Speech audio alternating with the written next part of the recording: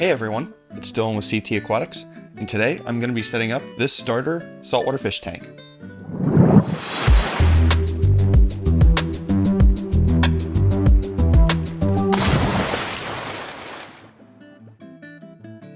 So today we're at my house, and I got this house about 1.5 years ago, and I actually never set up a saltwater fish tank at home. I just have a small little beta tank, which I'm not sure if you can see right here. It's a little 1-gallon tank with a beta in it. And today I got this 15-gallon HelloReef starter kit, which comes with everything you could possibly need, except for water and fish. But it actually even comes with a gift card to purchase fish once the tank's set up. So today I'm going to set up this kit, show you everything that it comes with, and it does come with some really good stuff for the value. So if you've never set up a saltwater fish tank, I would definitely recommend checking these out. And yeah, I'm just going to take you through and get it set up. So I'm going to start and just put the box on the floor and then slowly take everything out.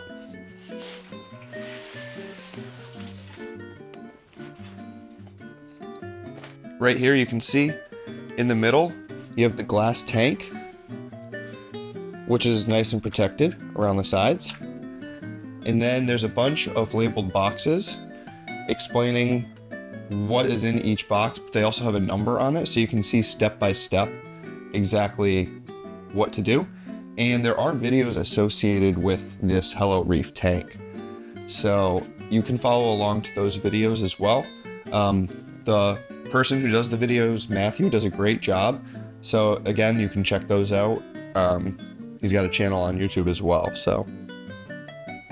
But yeah, so we're gonna continue on now, and I'm just gonna slowly pull everything out and show you what's included. So now I'm ready to put the tank in place.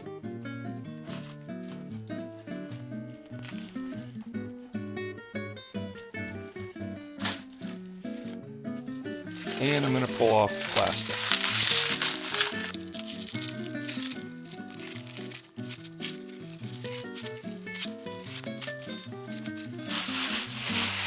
Alright, so now I have the plastic off of the tank.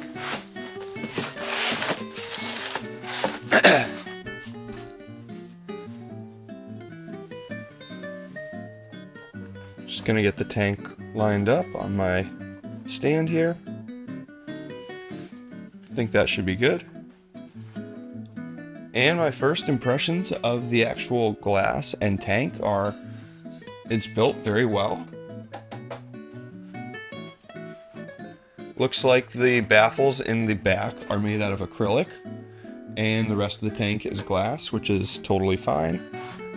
The bottom is glass, and then it does come with a pre-installed foam pad on the bottom to keep it level and to prevent it from breaking. There is a little bit of dust, not a little bit, quite a bit of dust in the bottom from the rock because of the way that it's packaged. But we're going to be putting sand in here, and I'm not even too worried about it, so I think everything is good. Yeah, there is quite a bit of the rock dust and a little bit of sand, I think, that leaked out of the packaging. So, but other than that, the tank is in great shape. So there is one sticker on the front that says Aquariums QC. So I'm assuming that means it went through quality control, and then it says HelloReef on the front.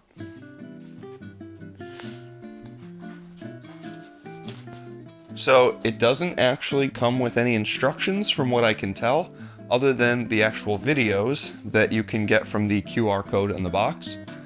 But I don't necessarily need to use any instructions. I'm just going to take you through and do it how you should do it anyways. So the boxes are labeled. You should be able to follow the numbers pretty easily. We're going to start with box number 1, which is the rock, and we're going to aquascape. So it looks like we get a bunch of pieces of this purple reef rock, and I'm just going to place them out to the side right now.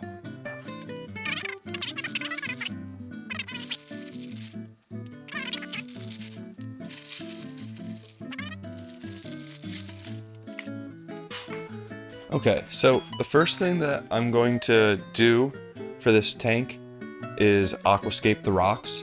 It did come with this cardboard aquascaping template that I have in front of me, and a bunch of rock, which was in box 1. And then in box 4, it came with a tube of this epoxy. So this epoxy can be used to secure the rocks together. You don't necessarily need to use this, but it is there as an option. So I'm going to mess around for a second right here in front of me, and I'll show you in 1 second what I'm doing. But they have this lovely template to show you roughly where you should place your rocks so that you still have room to get around it with your algae scraper. So here's the template and some of the rock. So you can see this is the outline of the tank, and then it says too close to the glass, so it shows you exactly where you should go when putting your rocks together. So I'm not going to be using any of the epoxy to put the rocks in. I'm just going to place them in the tank carefully. Remember, you want to leave about 1 inch or so of space on at least every side so you can get around it. And you want to put the rock in before you put the sand in, so that once you put the sand in, it will lock the rocks in place, or there's always the option of bare bottom as well. But regardless, you want the rocks on the bottom so that they won't crash and hit the glass. That's very important. You never want the rocks to hit the glass hard.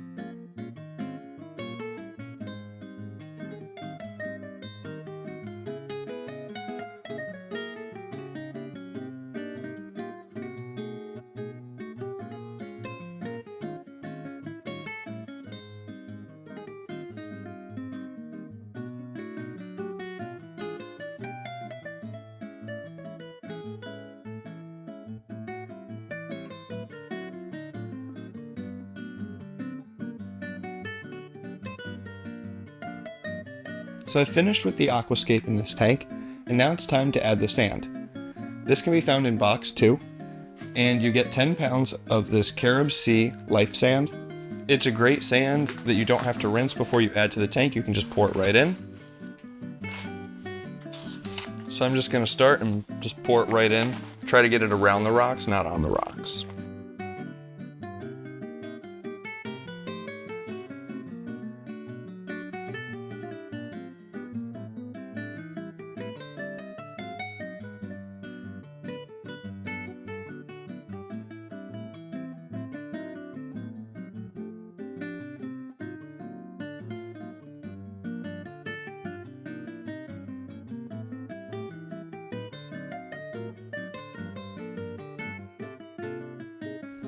So I know that the sand is not the prettiest right now. It's kind of all over the rocks and not great.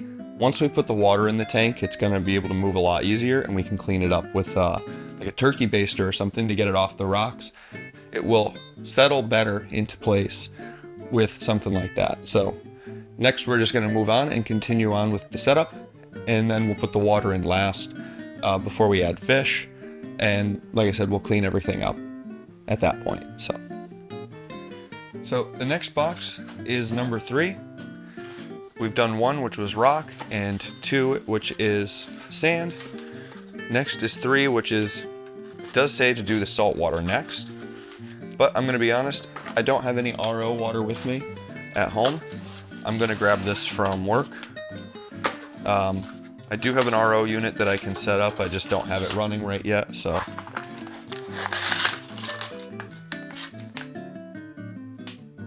Alright, so this comes with Aquaforest Reef Salt.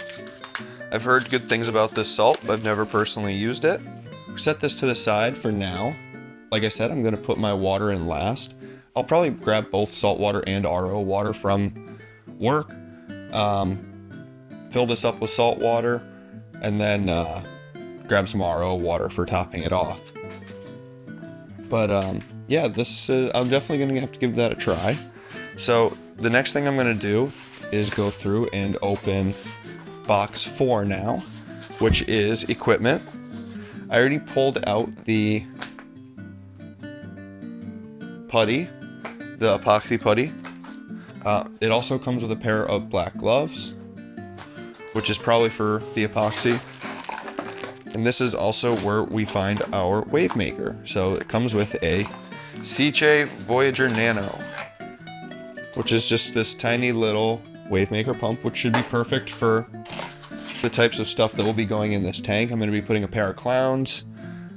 I'll likely put some anemones and maybe some mushrooms and zoas. I don't plan on putting anything super difficult in terms of coral, but I do love Acropora, so who knows, eventually there might be a piece or two that ends up in here. So for this pump, it should just snap right onto the plate. There we go. And then we can put the magnet in somewhere. So I'm going to put it on this left side.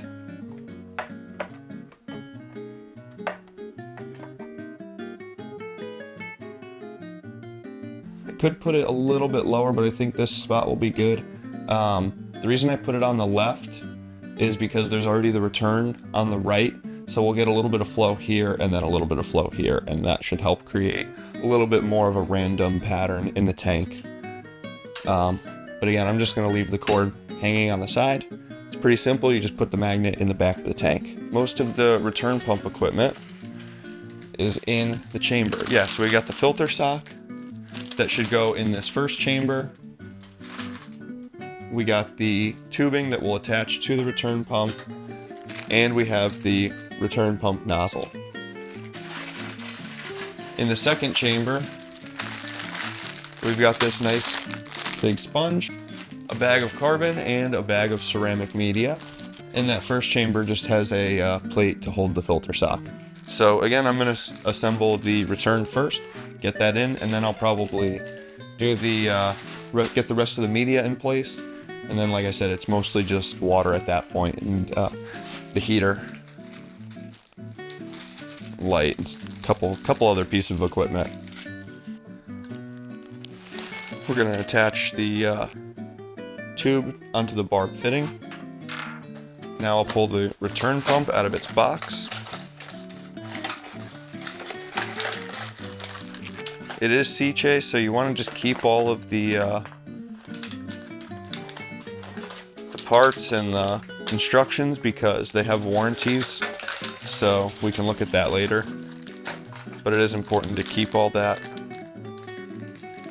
And then we got a package with suction cups in it, which I'm going to take out. So we got this little nano pump. I'm going to start by attaching the 4 suction cup feet to the bottom of it.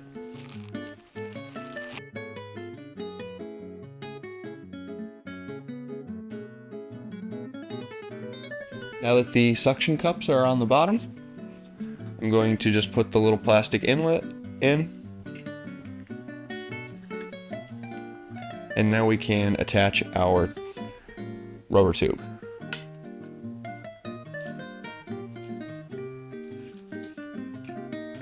Next, we got to take the twist tie off of the power cable. Now we can drop this return pump into the return chamber, put the suction cups onto the bottom,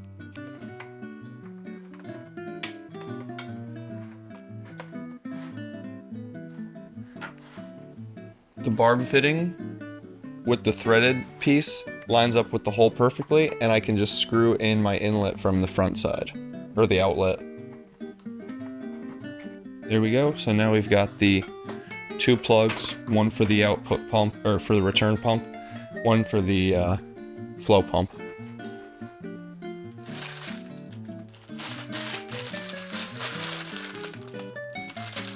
So next I'm going to open up the filter media packages. I'm going to start with this big sponge. Oh, it's 2 sponges. Alright, yeah, so we got the 2 sponges. Then we got the package of ceramic media, which is in a nice zip bag. And then it looks like we've got a bag of carbon media also in a zip bag. So I'm not going to put the carbon in quite yet. I like to let the tank run for a few days and let everything establish. Carbon I use later on to help clear up the water, but the water is brand new when you put it in, so it's going to be clear. I usually don't run that at first, but doesn't mean you don't have to. You can put it in immediately as well. I don't use carbon all the time on all my tanks. It's not required, so we're gonna hold off for now. I'm gonna just drop the ceramic media right into the bottom.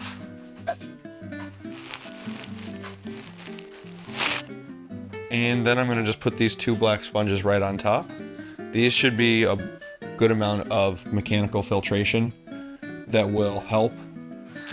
The way that this sump in the back is built is actually really nice. It's baffled off like a normal sump, not like one of these normal, the way I'm feeling around in it. It's not built like a standard all-in-one tank where there's like extra slits in the sides. So the true flow, it has to go through the filter sock and it has to go through all the chambers. So this is going to work incredibly efficiently, especially with big sponges like this. There's going to be really no detritus and stuff. I mean, a little bit might make it through, but the back of this tank should stay relatively clean.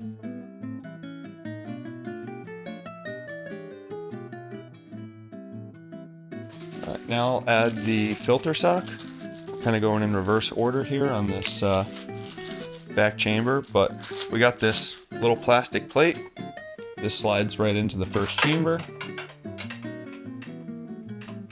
And it sits right up top here. So you can take the whole plate out, which is a nice feature. Makes cleaning and taking out and replacing the filter sock that much easier. You can do everything out of the tank.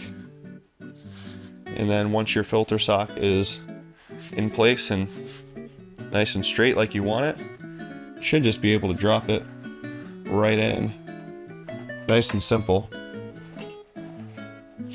I've worked on some other tanks by some big brand names. I won't say who they are, but the filter socks suck in a lot of these types of tanks, so it's nice that they made this super convenient. So at this point now we can move on to box number 5, more equipment.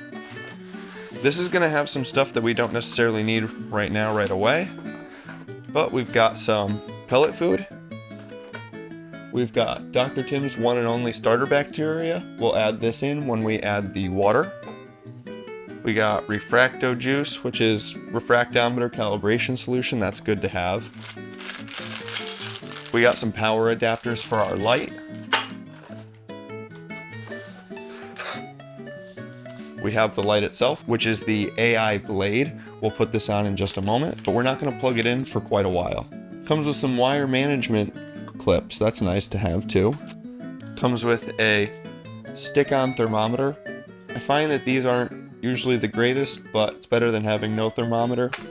Comes with a refractometer. Looks to be decent quality. They're all about the same.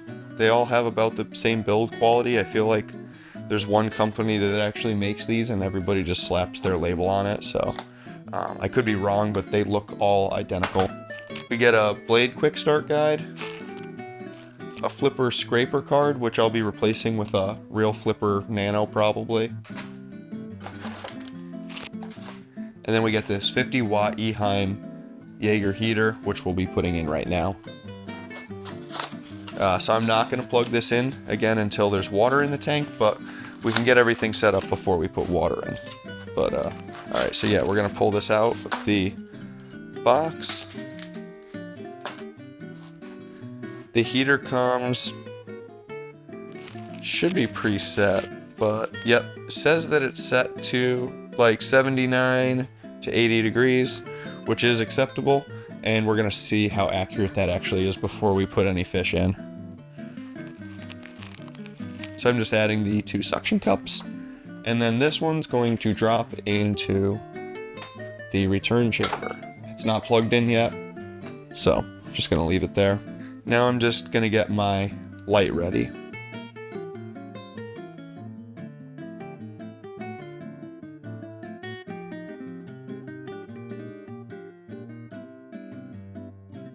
So that's a pretty simple mounting solution. It's just these little clear plastic clips, and it sits on the sides of the tank like that. You could always add more lights if you decide later on that you need them, but for now, one should be plenty. I'm gonna just keep all the wires to one side. So that's pretty much it for the initial setup. We'll continue back up once I have some water, and I'll show you adding that to the tank, and then starting the cycle before we add some fish. Alright, so now I am finally back to the tank after a long day, and I'm gonna just start filling it up with water. So I've got 15 gallons of water in some jugs right here, so just gonna open them up and I'll start pouring.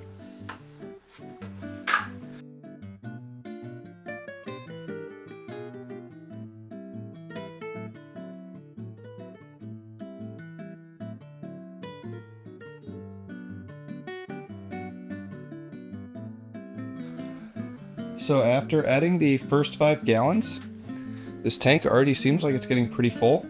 So I think after adding the second bucket, we're gonna be pretty much done. So let's get this opened up and I'll start adding that in.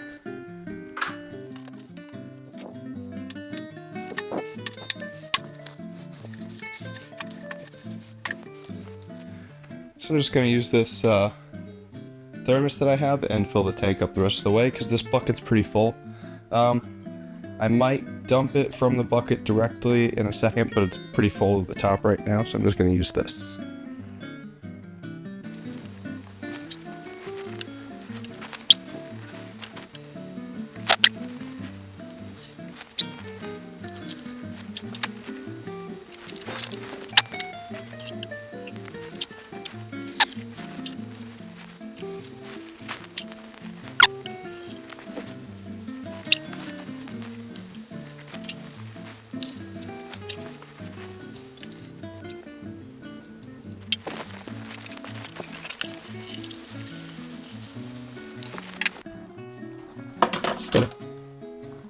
So it did end up taking the entire second bucket and does need a little bit from the third.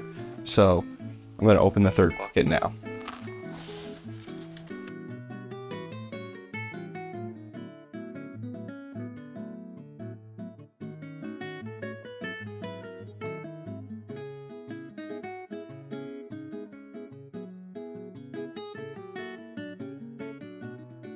Okay, so just looking into the back chamber, there is very little water, so I'm definitely going to add some more to the tank.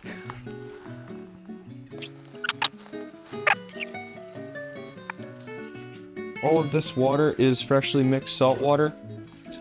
This is specifically Nios Pure Salt, like I use for all of my other tanks.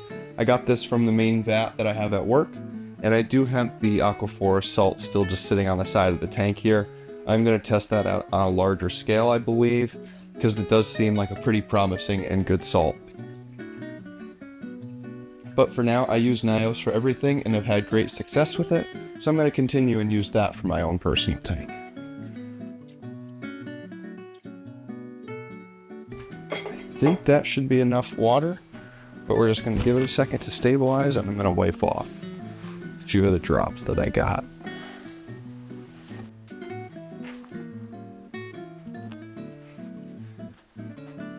So now I got the water in the tank and the return pump is plugged in and running. And now I'm going to go ahead and next I'll plug in the the power head, and then the heater, and then finally the light last. So some of these I still have the twist ties on, so I'll have to undo those as well.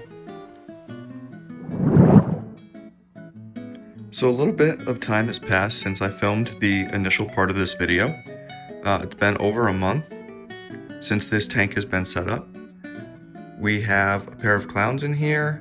There's a good cleanup crew going with some snails and some crabs. I took one of the old power heads from one of my tanks that I had. A few years back I had a 180 gallon tank set up, and this was one of the smaller power heads that I had, so I upgraded from the Nano C-Che that came with this to the AI Nero 5, and I have it running at basically as slow as it can so that it doesn't throw the sand everywhere, because it is a pretty strong pump. But the clowns are doing very good. Everything, all the snails and everything are doing good, and I even recently just put a zoanthid polyp in to see if this tank is going to be good for coral anytime soon, and the zoanthid is doing pretty good. So that's an update from the tank, and that's pretty much it. And remember, if you enjoy our content, please like, subscribe, and ring the bell for notifications to join us on our journey through the sea. Thanks for watching.